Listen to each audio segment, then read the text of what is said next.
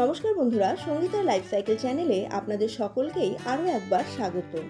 আজকে আপনাদের জন্য নিয়ে চলে এসেছি সুপার সফট স্পঞ্জি ম্যাঙ্গো প্যানকেকের একটি অসাধারণ রেসিপি। এটা বানানো খুবই সহজ। 5 থেকে 10 মিনিটের মধ্যে আপনি গোটা ফ্যামিলির জন্য সকালের ব্রেকফাস্ট হিসেবে এই প্যানকেকটি বানিয়ে নিতে পারেন। সুপার সফট স্পঞ্জি এবং ইজি টু মেক এই ম্যাঙ্গো প্যানকেক শুধু সকালের ব্রেকফাস্ট হিসেবেই নয়, বাচ্চাদের টিফিন বক্সের জন্য একটি ভীষণ সুন্দর অপশন। আর আজকে বানাবো ম্যাঙ্গো প্যানকেকের একটি ভীষণ হেলদি অপশন, যেখানে চিনি বা ময়দা কোনোটি ব্যবহার করব না। কাজেই যারা একদম হেলথ কনসাস তারাও খুব সহজে এবং নির্বিঘ্নে এই ম্যাঙ্গো প্যানকেক বানাতে পারেন এবং খেতেও পারেন। তা চলুন ঝটপট শুরু করে দিই আজকের এই প্যানকেকের রেসিপিটি। ম্যাঙ্গো প্যানকেক বানানোর জন্য বাজার চলতি ওটস নিয়ে নিয়েছি 1 কাপ। এখানে ময়দার বদলে এই ওটসটাই ব্যবহার করব। এখানে 1 কাপ রুম টেম্পারেচারে রাখা দুধ নিয়েছি আর 2 টেবিল চামচ গুঁড়ো দুধ নিয়েছি। গুঁড়ো দুধটা কিন্তু একদমই অপশনাল। 1/4 টিস্পুন বেকিং সোডা আর 1.5 চামচ বা 1.5 টেবিল স্পুন বেকিং পাউডার নিয়ে নিয়েছি।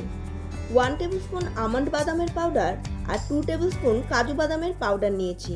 এটা কিন্তু প্যানকেকের টেস্টকে অনেকটা বেশি বাড়িয়ে দেবে। একটি মিক্সিং জারের মধ্যে সমস্ত ওটসটাকে নিয়ে এটাকে খুব ভালোভাবে শুকনোই গুঁড়ো করে নেব। একদম পাউডার ফর্মে নিয়ে চলে আসতে হবে। ময়দার বদলে প্যানকেকে ওটসের ব্যবহার প্যানকেকের টেস্টের সঙ্গে সঙ্গে এর হেলথ বেনিফিটও অনেকটাই কিন্তু বাড়িয়ে দেবে। আর মিক্সিং জারে কয়েক সেকেন্ডের মধ্যে দেখবেন ওটসটা একদম পাউডার ফর্মে চলে এসেছে। ওটসটাকে খুব ভালোভাবে গুঁড়ো করে নিয়ে এবার ওই পাত্রের মধ্যেই এখানে 2টো আমের পাল্প নিয়েছি, সেটাকেও একদম মিহি করে পেস্ট করে নেব। খুব সহজেই এবং কয়েক সেকেন্ডের মধ্যেই দেখবেন আমটা একদম মিহি পেস্ট হয়ে গেছে। এবার অন্য একটি পাত্রের মধ্যে প্রথমে শুকনোই ওটসের সম্পূর্ণ গুঁড়োটা বা পাউডারটা দিয়ে দেব। তার মধ্যেই একে একে বেকিং পাউডার আর বেকিং সোডাটা দিয়ে শুকনোই এগুলোকে খুব ভালোভাবে মিশিয়ে নেব। এবার এখানে গুঁড়ো দুধটাকে দিয়ে শুকনোই এগুলোকে খুব ভালোভাবে মিশিয়ে নিয়ে এখানে বাদামের গুঁড়োগুলোকেও দিয়ে দেব। এগুলোকে কিন্তু গুঁড়ো অবস্থাতেই বা শুকনো অবস্থাতেই ভালোভাবে মিশিয়ে নেব। এরপরে এখানে আমের পাল্পটা দেব।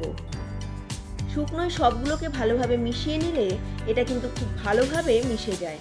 এরপরে এখানে আমের পাল্পটা দিয়ে প্রথমে এটাকে ভালোভাবে মিশিয়ে নেব এবং এরপর এখানে অল্প অল্প করে দুধটা দিতে থাকবো।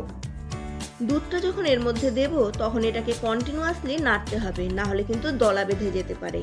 এখানে বলে রাখি, যেহেতু এটা ওটস ব্যবহার করেছি, কাজেই ওটস কিন্তু দুধটাকে টেনে নিয়ে ফুলে উঠবে। কাজেই প্রথমে যখন এটাকে গোলাবো তখন কিছুটা পাতলা রাখবো। এইবার এই ব্যাটারটাকে ঢেকে রেখে দেব মিনিট 10-এর জন্য। মিনিট 10 পরে ঢাকনাটা সরালেই দেখবেন ওটস কিন্তু অনেকটা ফুলে উঠেছে এবং ব্যাটারটাও আগের তুলনায় অনেকটাই ঘন হয়ে গেছে।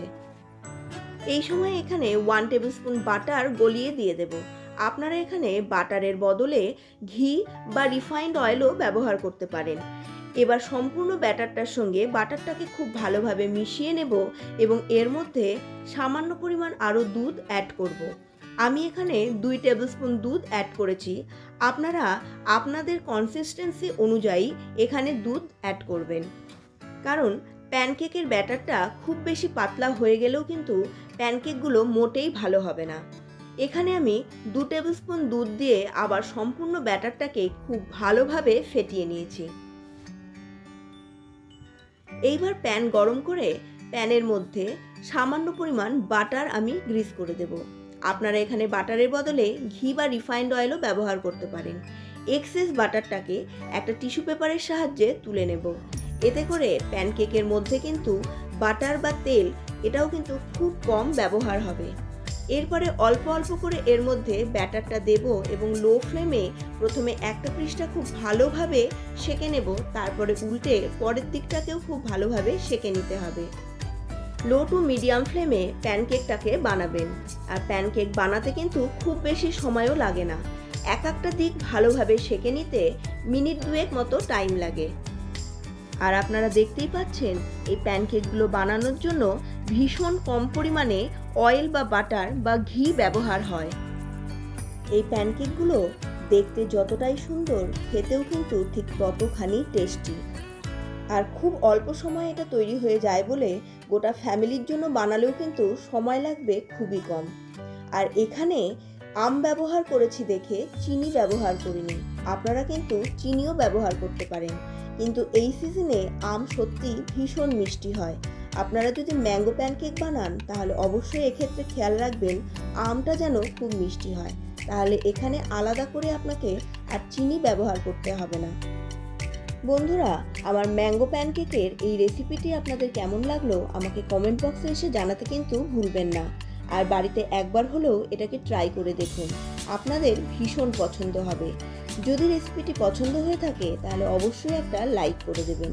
চ্যানেলে নতুন হলে চ্যানেলটিকে সাবস্ক্রাইব করতে ভুলবেন না।